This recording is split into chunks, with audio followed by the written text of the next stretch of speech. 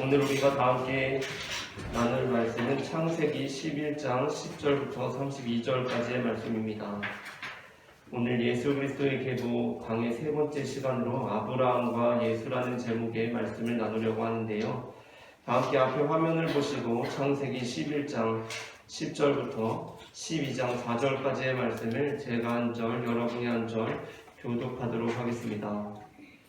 셈의 족보는 이러하니라. 셈은 100세 곧 홍수 후 2년에 아르박삿을 낳았고 아르박삿을 낳은 후에 500년을 지내며 자녀를 낳았으며 아르박삿은 35세에 셀라를 낳았고 셀라를 낳은 후에 403년을 지내며 자녀를 낳았으며 셀라는 30세에 에벨을 낳았고 에벨을 낳은 후에 403년을 지내며 자녀를 낳았으며 에벨은 34세에 벨렉을 낳았고 벨렉을 낳은 후에 430년을 지내며 자녀를 낳았으며 벨렉은 30세에 르우를 낳았고 르우를 낳은 후에 209년을 지내며 자녀를 낳았으며 르우는 32세에 스룹을 낳았고 스룹을 낳은 후에 207년을 지내며 자녀를 낳았으며 스룹은 30세에 나홀을 낳았고 나홀을 낳은 후에 200년을 지내며 자녀를 낳았으며 나홀은 29세에 데라를 낳았고 데라를 낳은 후에 119년을 지내며 자녀를 낳았으며 데라는 70세에 아브람과 나홀과 하란을 낳았더라.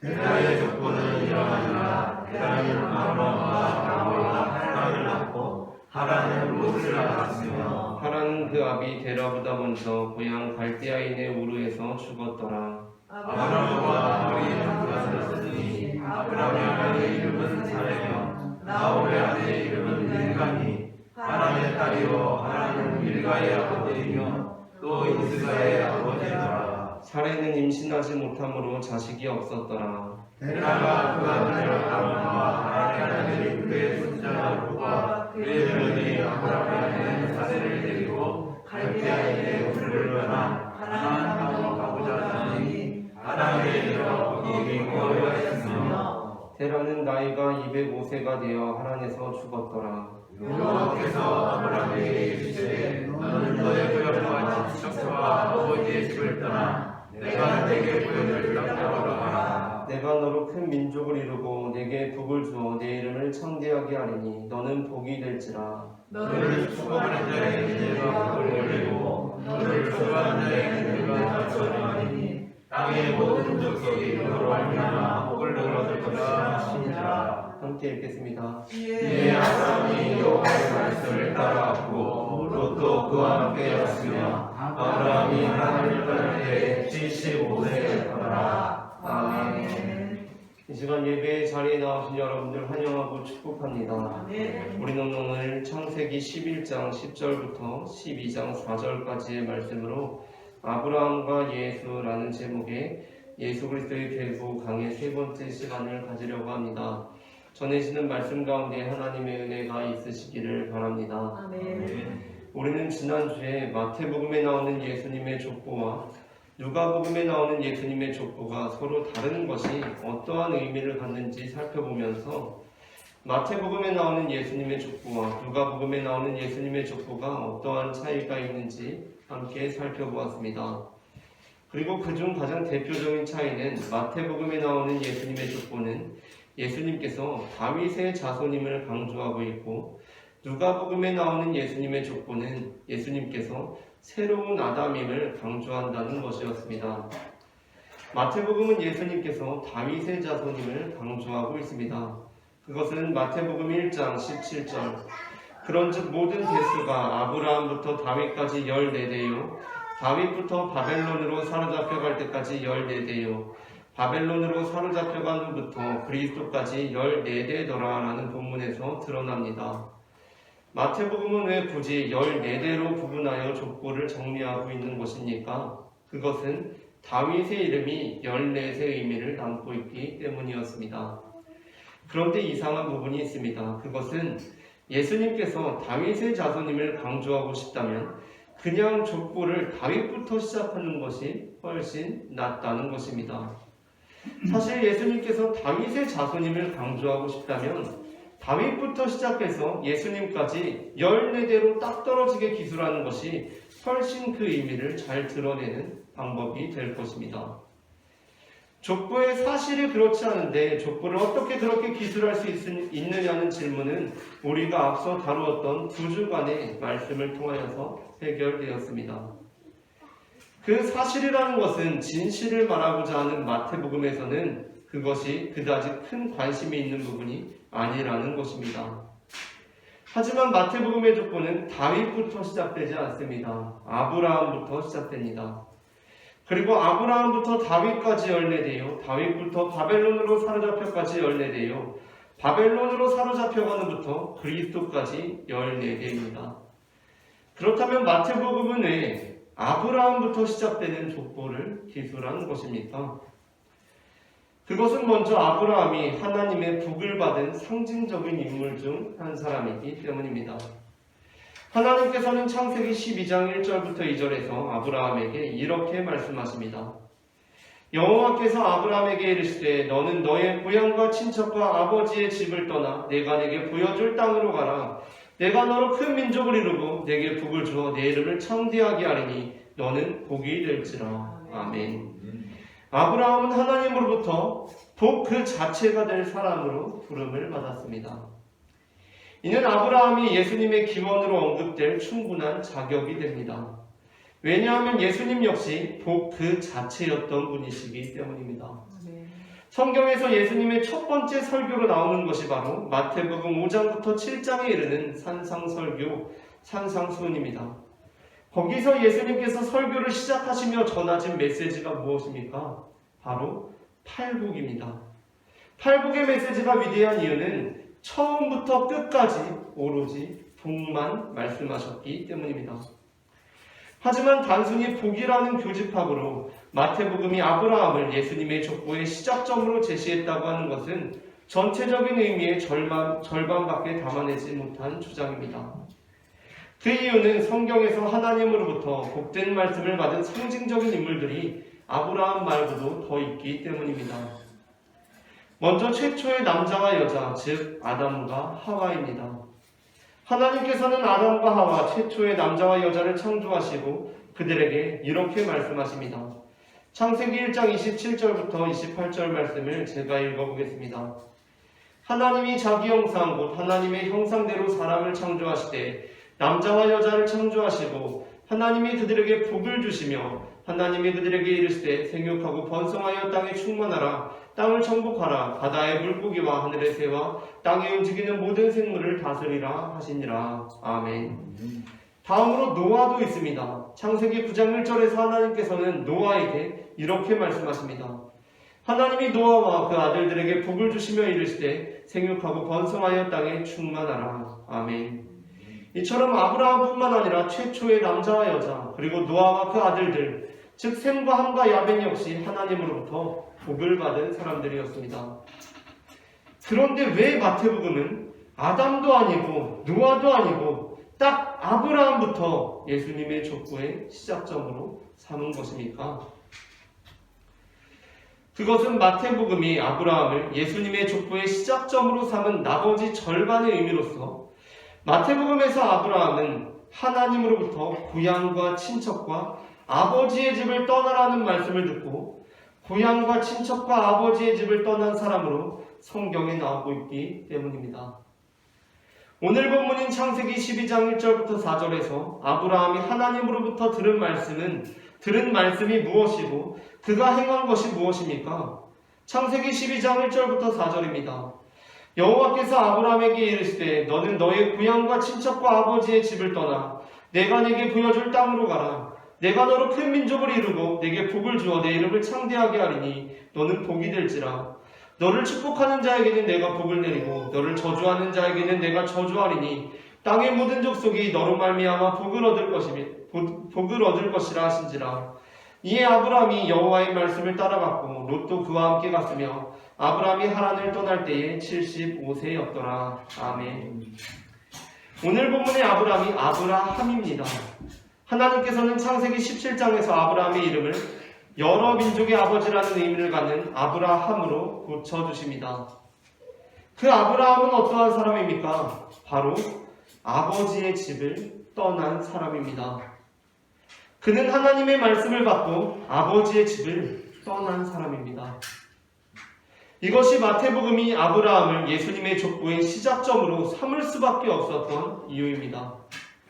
마태복음은 예수님을 다윗의 자손으로 고백하며 다윗부터 족보를 시작할 수도 있었겠지만 그렇게 하지 않았습니다. 다윗보다 더 거슬러 올라가서 아브라함부터 시작했습니다. 또한 누가복음이 그 족보를 하나님까지 거슬러 올라가듯이 아담이나 노아까지 좀 더 거슬러 올라가서 족보를 시작할 수도 있었겠지만 그렇게 하지도 않았습니다. 아담이나 노아가 아닌 아브라함부터 시작해야 했습니다. 그 이유는 아브라함은 아버지의 집을 떠난 사람이었기 때문입니다. 그리스도인들이 예수님을 구주로 고백하는 이유가 있습니다. 그리스도인들이 예수님을 선지자나 성인이나 위인이 아니라 구주로 고백하는 이유가 있습니다. 아니, 그리스도인들이 예수님을 단순히 선지자나 성인이나 위인으로 일컫는 것을 상당히 불편해하면서 예수님을 구세주로 고백하는 이유가 있습니다. 그것은 그분이 아버지의 집을 떠난 분이시기 때문입니다. 우리는 예수님께서 좋은 말씀들을 많이 하셔서 우리의 구주라고 고백하는 것이 아닙니다. 우리는 예수님께서 훌륭한 삶을 사셔서 우리의 구주라고 고백하는 것이 아닙니다. 그런 것이라면 그분을 선지자나 성인이나 위인이라고 일컬어도 충분할 것입니다. 그러나 우리는 예수님을 선지자나 성인이나 위인으로 부르는 것에 만족하지 않습니다. 아니, 그럴 수 없습니다. 왜냐하면 그분은 우리를 구원하시기 위해 하늘의 영광을 버리고 낮고 낮은 이 땅에 내려오신 분이시기 때문입니다. 그러한 면에서 아브라함은 예수님의 족보를 시작하시기에 아주 적합한 인물이 됩니다. 왜냐하면 예수님 역시 아브라함처럼 아버지의 집을 떠난 분이시기 때문입니다. 여기서 아버지의 집을 떠났다는 것은 예수님께서 아담과 같이 범죄하여서 에덴 동산에서 쫓겨났다는 것을 의미하지 않습니다. 아담과 같이 범죄하여 아버지의 집을 떠난 자들은 바로 우리들이지 예수님이 아니십니다. 그러므로 예수님께서 아버지의 집을 떠나셨다는 것은 범죄하여 아버지의 집을 떠난 우리를 되찾아오시기 위해 스스로 그 집을 떠나 우리에게 오셨다는 것을 의미합니다. 마태복음에는 예수님의 이름이 2개 나옵니다. 그 중 하나가 예수이며 다른 하나는 임마누엘입니다. 여기서 예수의 뜻은 그가 자기 백성을 그들의 죄에서 구원할 자이심이라 라는 것이며, 임마누엘이라는 것은 하나님이 우리와 함께 계신다는 것입니다. 우리는 물에 빠진 사람을 구원할 수 없다는 것을 알고 있습니다. 물에 빠진 사람을 구할 수 없다는 것을 알고 있습니다.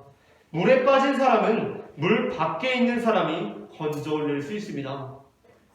그러한 의미에서 우리는 어떠한 사람도 우리를 구원할 수 없으며 오로지 신만이 우리를 구원할 수 있다고 믿습니다. 왜냐하면 물 밖에 있는 그분에게만 그러한 능력이 있기 때문입니다. 하나님은 물 밖에 계시기 때문에 우리를 구원할 수 있는 능력이 있으십니다. 그런데 충격적인 것은 그분께서 다른 어떠한 방법이 아니라 임마누엘, 자신의 백성들을 죄에서 구원하는 방법으로 임마누엘의 방법을 택하셨다는 것입니다. 그것은 우리와 함께 계시는 방법을 택하셨다는 것입니다. 물 밖에 있는 사람이 물에 빠진 사람을 구하는 데에는 다양한 방법이 있을 수 있습니다. 외부에서 물 밖에서 구명 로프나 튜브를 던져주는 방법은 안전하고도 현명한 방법이 될 수 있습니다. 사실 많은 구조 전문가들은 물에 빠진 사람을 구하기 위해서 직접 물에 뛰어드는 행위를 최후의 수단으로 여기며, 이는 물에 뛰어드는 자신에게도 위험하고 그렇기 때문에 실제로 물에 빠진 사람에게 실질적으로 도움이 되지 않는 선택이라고 강조합니다. 하지만 그럼에도 불구하고 우리는 드라마나 영화를 보면서 물에 빠진 여자 주인공을 남자 주인공이 물 밖에서 튜브를 던져서 구해주기를 기대하지 않습니다. 여자 주인공이 물에 빠져서 허우적거리고 있는데 남자 주인공이 미리 준비한 구명 로프를 멋지게 던져서 여자 주인공이 그 줄을 잡고 물 밖으로 끌려 나오기를 기대하지 않습니다. 그건 정말 구명 로프를 숙련된 자세로 아무리 멋지게 던져도 전혀 멋지지가 않습니다. 그런데 그때 우리를 감격하게 하는 부분이 있습니다. 그것은 여태껏 티도 내지 못하고 친구의 여자를 사랑하고 있던, 별로 멋지지 않게 나오는 그 감초 역할로 나오던 조연 배우가 갑자기 그 여자를 구하기 위해 물속으로 뛰어들어 버리는 것입니다. 여기서 이 남자는 박태환처럼 멋지게 물속으로 다이빙을 하는 것이 아닙니다. 계속 해오던 감초 캐릭터를 유지하면서 자세나 뭐 이런 게 중요한 게 아니라 그냥 볼품없이 냅다 물속에 뛰어들어서 물에 빠진 여자를 향해서 헤엄쳐가는 것입니다. 우리는 이 상황 속에서 어느 누구도 이 남자를 비난할 수 없습니다. 물에 빠진 사람을 구하기 위해 직접 물에 뛰어드는 행위는 어리석은 행위이며 오히려 남자 주인공처럼 물 밖에서 로프를 던지는 것이 더 현명한 방법이라고 평론하지 않습니다. 아니, 그 장면을 보면서 막 감동받고 있는데 옆에서 남편이 그렇게 얘기를 하면은 급하게 고구마를 먹다가 취한 것처럼 뭐라 대답할 말도 딱히 떠오르지 않을 만큼 명치가 답답해져 옵니다. 저는 신학대학교를 다니면서 신학을 전공하고 신학대학원에서 종교 철학을 공부하면서 여러 가지 신학적인 주장이나 종교 철학적인 이론들을 접했습니다. 여기서 여러 가지 신학적 주장이나 종교 철학적인 이론들을 접했다는 것은 단순히 기독교적 입장을 공고히 하는 주장과 이론들만을 공부했다는 것이 아니라 당연히 반기독교적인 입장 또는 기독교 신학에 대한 의문들까지도 일부러 맞닥뜨리며 지내왔다는 것을 의미합니다. 그런데 그때 제가 급하게 고구마를 먹다가 취한 것처럼 뭐라 대답할 말도 딱히 떠오르지 않을 만큼 명치가 답답해져 오는 것을 경험한 적이 있습니다. 그것은 예수님께서 우리를 우리의 죄에서 구원하시기 위해 굳이 임마누엘, 즉 우리와 같은 입장이 되실 필요까지는 없지 않느냐는 질문이었습니다. 아니, 예수님께서는 원래 물 밖에 계신 분이신데, 그러니까 여기에서 죄라는 것은 예수님에게는 해당되지 않는 우리의 죄라는 것인데, 그렇기 때문에 마태복음에서는 그가 자기 백성을 그들의 죄에서 구원할 자이심이라 라고 강조하고 있습니다. 그러니까 여기서 이 죄라는 것은 물에 빠진 우리에게만 해당되는 것인데 굳이 예수님께서 물 밖에서 물 안으로 뛰어들 필요가 있느냐는 것입니다. 아니, 물 밖에 계시고 물 밖에서도 충분히 우리를 구원하실 능력이 있으신 분이신데 뭐 구명 로프를 던지시거나 튜브를 던지는 방식으로도 충분히 우리를 구원하실 수 있으신 분이신데 그러한 방식을 택하면 되는 것 아니냐 하는 질문이었습니다. 저는 이러한 질문을 접하면서 간혹 어머님들이 왜 드라마를 보면서 남편한테 그냥 아무 말도 하지 말고 있으라고 하는지 대충 그 기분을 알 수 있을 것 같았습니다. 여기서 예수님께서 임마누엘 하셨다는 것, 즉 예수님께서 아버지의 집을 떠나셨다는 것은 그분께서 물 밖에서 우리를 구원할 능력이 부족하셨다거나 그분께서 이런저런 상황 판단에 착오를 범한 그처럼 덜 현명하셨다는 것을 의미하지 않습니다. 예수님께서 임마누엘 하셨다는 것, 예수님께서 아버지의 집을 떠나셨다는 것은 그분이 우리를 그만큼 사랑하셨다는 것을 의미합니다. 영화 감독이 조연 배우를 물속으로 뛰어들게 하면서 관객들에게 주려고 하는 메시지는 여러분, 이 조연 배우가 주연 배우에 비해서 인명 구조에 대한 지식이 얼마나 부족한가를 보십시오 하는 것이 아닙니다. 영화 감독이 조연 배우를 물속으로 뛰어들게 하면서 관객들에게 주려고 하는 메시지는 여러분, 이 남자가 이 여자를 이렇게 사랑하고 있습니다 라는 선언입니다. 예수님께서는 아버지의 집을 떠나셨습니다. 예수님께서는 굳이 안 그래도 될 것 같은데 임마누엘 하셨습니다. 아버지의 집에 계셔야 할 분이 낮고 낮은 이 땅에 우리와 같은 사람이 되셔서 죄악의 바다에 뛰어드셨습니다. 오 주님, 대체 왜 그렇게 어리석게, 왜 그렇게 무리한 일을 행하고 계신 것입니까? 우리는 예수님께서 왜 그렇게 어리석게, 왜 그렇게 무리하게 행하셨는지를 알고 있습니다. 그래서 우리는 설령 그렇게 물을지언정 그 물음은 그분의 무능함에 대하여, 그분의 우존함에 대하여 탄원하고 있는 것이 아닙니다. 우리는 지금 그분께 오 주님, 제가 무엇이기에, 제가 대체 어떠한 존재이기에 주님께서 저를 이렇게 생각하시며 주님께서 저를 이렇게 사랑하시는 것입니까? 하고 감격하고 있는 것입니다. 아브라함은 아버지의 집을 떠남으로 하나님에 대한 자신의 믿음을 확증하였습니다. 그리고 예수님께서는 아버지의 집을 떠남으로 우리를 향한 하나님의 사랑을 확증하셨습니다. 이제 우리가 그 사랑에 힘입어 예수 그리스도를 따라 아버지의 집으로 되돌아가기를 원합니다. 그리고 이제 우리도 그 믿음 위에서 아브라함을 떠나 우리에게 익숙한 죄악된 환경을 떠나기를 원합니다.